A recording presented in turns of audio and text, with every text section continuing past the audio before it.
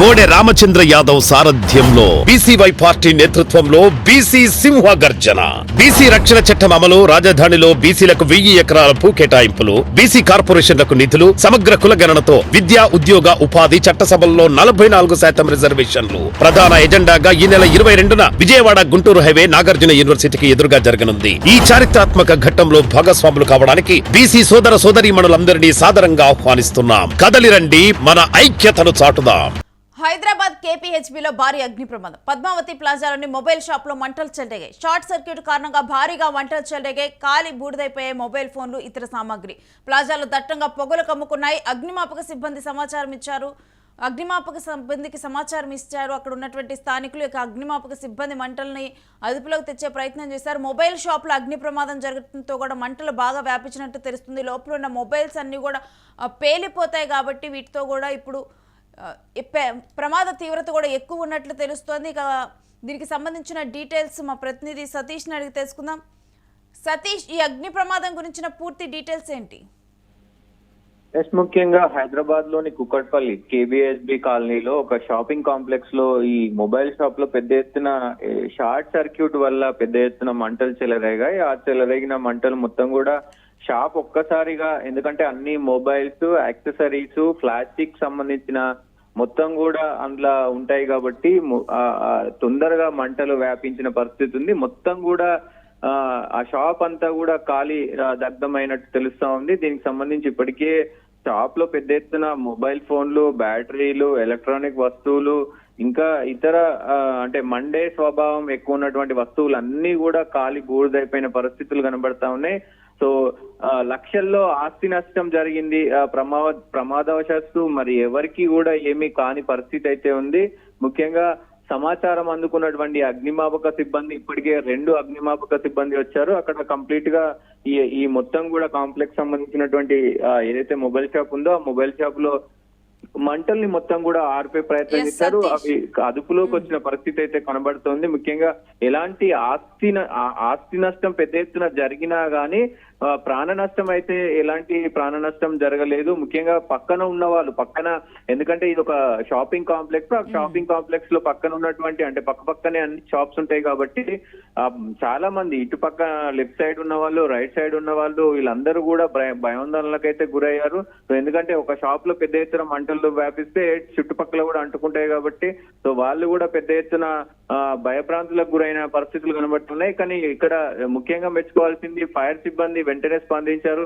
అక్కడికి వితిన్ కొన్ని క్షణాల్లోనే చేరుకొని మంటలను కూడా అదుపులోకి తీసుకొచ్చారు. ఇప్పుడు ప్రాథమికంగా పోలీసులు విచారణ చేపట్టారు. దీనికి సంబంధించి ఏంటి, ఎందుకు ఈ మంటలు చెలరేగా హఠాత్తుగా ఉన్నట్టుండి ఇన్ని రోజుల నుంచి లేదు, ఎప్పుడే ఎందుకు జరిగింది అన్నట్టు కూడా వాళ్ళు ఆ కోణంలో అయితే ఇన్వెస్టిగేషన్ చేస్తా ఉన్నారు. ముఖ్యంగా ప్రాథమికంగా అయితే పోలీసులు కూడా ముఖ్యంగా దీనికి సంబంధించి ఏదైతే షార్ట్ సర్క్యూట్ ఉందో విద్యుత్ సంబంధించినటువంటి ప్రమాదమే, విద్యుత్తులో లోపాల వల్లే ఆ బోర్డు ఏదైతే ఈ కనెక్షన్ బోర్డు ఉంటుందో అక్కడ షార్ట్ సర్క్యూట్ అయ్యి మొత్తం మెరుపులు రావడం తోటి ఒక్కసారిగా షాప్ అంతా తగలబడింది అంటూ కూడా మరి ప్రాథమిక విచారణలో అయితే తెలుపుతున్నారు. దీని వెనుక మరి ఇంకే వేరే ఏమైనా కోణాలు ఉన్నాయనే దాంట్లో కూడా పోలీసులు ముఖ్యంగా మరి దర్యాప్తు చేస్తా ఉన్నారు. ఇంకో పక్క ఈ మధ్య కాలంలో జరుగుతున్నటువంటి ఈ ఫైర్ యాక్సిడెంట్లకు సంబంధించి మొత్తం కూడా ఫైర్ కి సంబంధించి ఏవైతే జరుగుతున్నాయో సో ఇక్కడ కేబిఎస్బిలో దాదాపు ఈ మధ్య కాలంలోనే ఈ 2-3 నెలల్లోనే దాదాపు 4-5 షాపులు ఇట్లా ఫైర్ యాక్సిడెంట్ కి గురవడం, మొన్న రీసెంట్ గా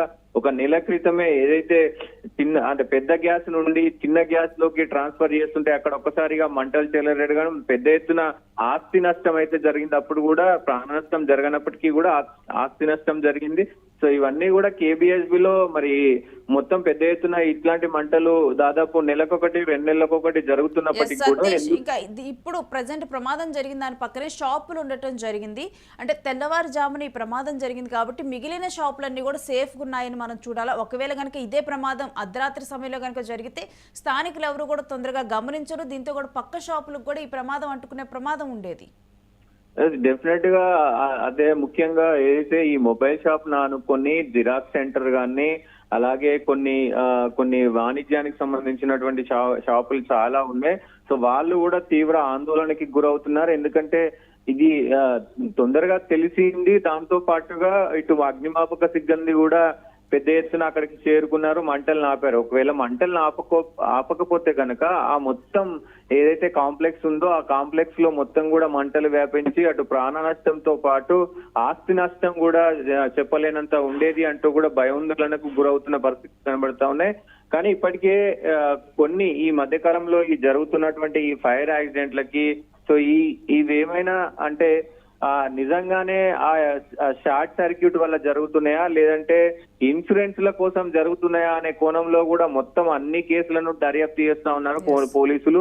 సో బయట వినపడుతున్న మాటలు, బయట ప్రజలు కూడా అనుకుంటున్నది ఆ ఇన్సూరెన్స్ ల కోసం, ఎందుకంటే పెద్ద ఎత్తున బిజినెస్ లు అంతగా నడవట్లేదు. మరి ఏం చేయని పరిస్థితుల్లో ఈ ఇన్సూరెన్స్ ల కోసమే కొన్ని ఇలాంటి ఘటనలు చోటు చేసుకుంటున్నారు అంటూ కూడా కొంతమంది ప్రజలు బయట అనుకుంటున్న పరిస్థితులు కనబడతా ఉన్నాయి. పెద్ద చర్చ జరుగుతుంది దీని మీద. సో మరి పోలీసులు తేల్చాల్సి ఉంటది నిజంగా అక్కడ ఏం జరిగింది ఏంటి అనేది కూడా పోలీసులు అయితే తేల్చాల్సిన అవసరం అయితే ఉంటది. సో ఏదేమైనప్పటికీ నిన్న కుకట్పల్లిలో ఒకటి జరిగింది, అలాగే అమీర్పేటలో జరిగింది, అలాగే ఇంకొక చట్నీస్ హోటల్లో కూడా రైస్ కుక్కర్ పేలి ఇట్లాంటి ఘటనలు జరుగుతా ఉన్నాయి తరచుగా. సో మరి ఏంటి అధికారులు దీనిపైన ఒక స్పష్టతమైన నివేదిక తయారు చేయలేకపోతున్నారు, ప్రజలను అప్రమత్తం చేయలేకపోతున్నారు అనే విమర్శలు కూడా వినబడుతున్నాయి రేణు. ముఖ్యంగా మరి చూడాలి ఏం జరుగుతుంది, ఈ ఘటనలు ఎందుకు జరుగుతున్నాయి, దేని వల్ల జరుగుతున్నాయి అనేది కూడా పోలీసులు ఒకవైపు క్లారిటీ ఇవ్వాల్సిన అవసరం అయితే ఉంటుంది అమ్ములు. ఎస్, స్టే విత్ సతీష్, మీ దగ్గర నుంచి మరిన్ని డీటెయిల్స్ తీసుకుంటాం. ఇక అగ్ని ప్రమాదానికి సంబంధించినటువంటి కేపీహెచ్బీలో అగ్ని ప్రమాదానికి సంబంధించినటువంటి విజువల్స్ ఒకసారి పరిశీలిద్దాము. ఎందుకంటే ఈ మధ్య కాలంలో కనుక మనం చూసుకుంటే షార్ట్ సర్క్యూట్ వల్ల అయ్యేటువంటి ప్రమాదాలు ఎక్కువగా మారుతున్నాయి. దీనికి కొన్ని రీజన్స్ కూడా చెప్తున్నారు. ఉండవలసిన ప్లేసుల్లో కాకుండా వేరే ప్లేసుల్లో ఈ స్విచ్ బోర్డులు ఉండటం కానీ, అక్కడ దగ్గర పెట్టకూడనటువంటి వస్తువులు దానికి దగ్గరగా వేడి కలిగించే వస్తువులు పెట్టడం కానీ, ఇవన్నీ కూడా కొన్ని కారణాలుగా నిలుస్తూ ఉన్నాయి. ఇళ్లలో షార్ట్ సర్క్యూట్లు జరిగినా కానీ ఇలాంటివి మేజర్ రీజన్స్గా కూడా కనిపిస్తూ ఉన్నాయని కూడా చెప్తూ ఉన్నారు. ఒకసారి ఈ అగ్ని ప్రమాదానికి సంబంధించిన విజువల్స్ చూద్దాం.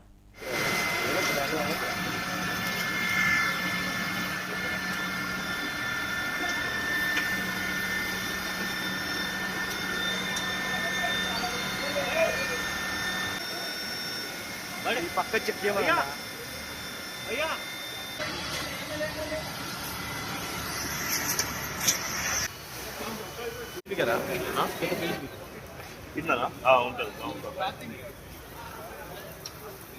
ఏంది ఎవరికి ఇది